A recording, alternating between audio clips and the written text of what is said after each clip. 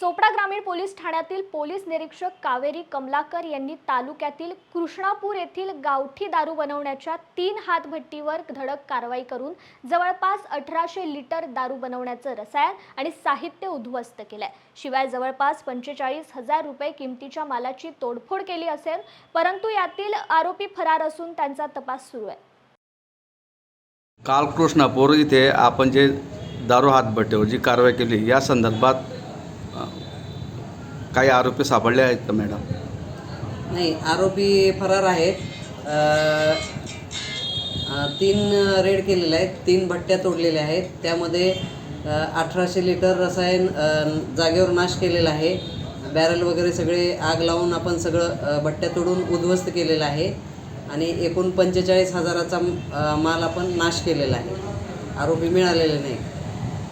आरोपींचे काही नाव वगैरे लक्षात आले? नाव मिळालेले आहेत, आरोपी मिळून जातील। पुढील कारवाई करत आहोत, सुरू आहे।